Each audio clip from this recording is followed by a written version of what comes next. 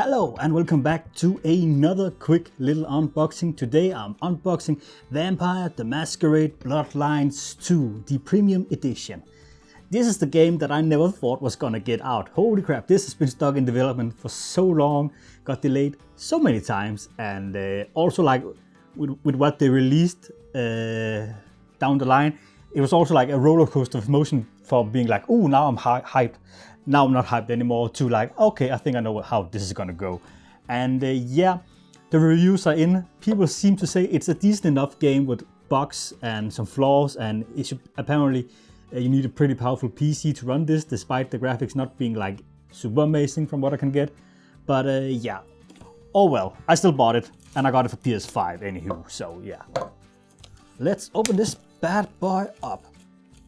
There was also a lot of drama with the classes that were supposed to be locked behind like a paywall. Luckily they decided against that because people were giving them the biggest little shitstorm. And here we have the box. I actually really like this almost Egyptian cult-like look that it has. And on the back here you can see what we get with it. And on the side here again, just see if I can remove this. There we go. Get a look at the box again without the glare. And let's open it up. And we have the steel case. Really like this steel case. I did also like that other picture they had of the guy sitting atop a Ferris wheel, I think it is, with a dead guy. That also looked really, really cool. But yeah, let me just open this up, make sure there aren't any codes. There are. Let me just hide those. I can also just show what the codes are for. There is for like the jukebox and some, what's that?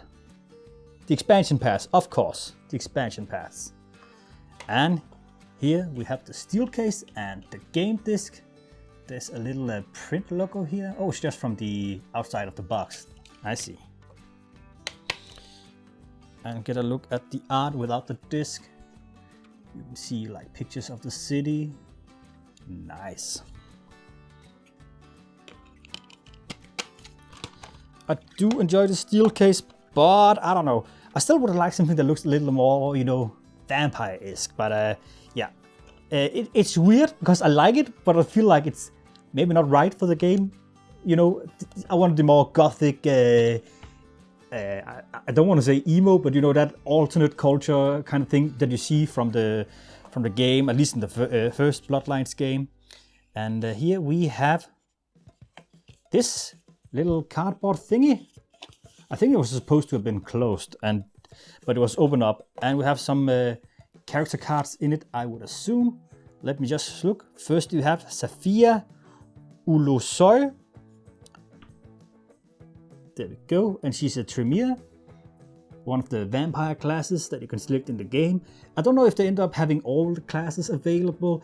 I know the Malkavian one was not available, I think, and but you have like a Malkavian in your head. I feel like the story sounds super interesting.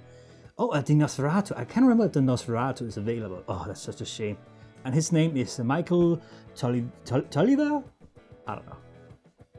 Nosferatu was also just like such an interesting playstyle in the original Bloodlines game, because you can walk the street because you are like a misshapen face. You look like a monster. And Ryan Choi, who's a Ventura. Sorry, I'm fucking up all the names. And then we have Lou Graham, who's also a Ventura. I cannot say that word. I'm so sorry. Now let's just have a look at the bang, the stats, neato, and last but not least we have Katsumi Isisaki, fuck me, and she is a Bruja, yeah. And the back of that card. And the last item, we got a journal. And there we go. And it is basically just blank. There are a couple of pictures in it. I can bring the camera a little closer so you can see some of the pictures that are in this thing, but it is mainly just for your own like writing pleasure. There's nothing like vast in this, so yeah. Alright, here we have it a little closer. Let me also just show the back again. Here we have, I presume this is the Malkavian in our head. He looks like a detective, but I don't know. Could be a different character. And as I said, there's not so much to show here. It is mainly just, there are like these very few pictures in this. With some photographs and a little bit of text. It is mainly just, you know, a blank little journal thing. But I still want to show it off, in case anyone was curious. Just see, there we have some. It has a weird smell, this journal. I don't want to say like, it does sound like it smells like some kind of like pet food in a way. I don't know. But I can't really distinguish what kind of pet. Maybe like a little rodent. It smells like something I would have fed my gerbil back in the day.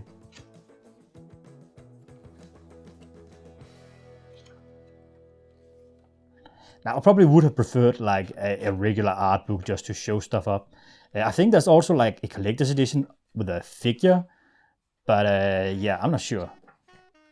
They only had this thing available on the webpage where I usually buy my modern games, and yeah. And I probably also didn't want to spend out like that much money for a collector's edition when I'm not that sure about this game, to be honest. And there we have it. This has been a very quick little unboxing for this game that it's so weird that it's actually here. I thought it was not going to get out. I'm a little bummed out that it doesn't seem to be a worthy successor to the first game. That is such a shame. Personally, I would just have liked if they had, you know, been like, you know what, we're taking this in a different direction. We are not making it a sequel, we're just making its own thing. Because I think the story sounds interesting. The concept about being an ancient vampire awoken and have a Malkavian detective in your head, that sounds super cool. But it kind of traps you down a very narrow road story-wise. Like you can't really build up your own like backstory for your character, which is you know, the headcanon of your own character, which is such a shame that you are like locked into that. But I don't know yet. I don't know. Maybe there's a little more you can do with it. I'm curious about it, and also like it just seems that there are not that many freedoms you can do. Like it's not as open world and RPGs as the first game is. There's just a lot of the RPG element seems to be turned down.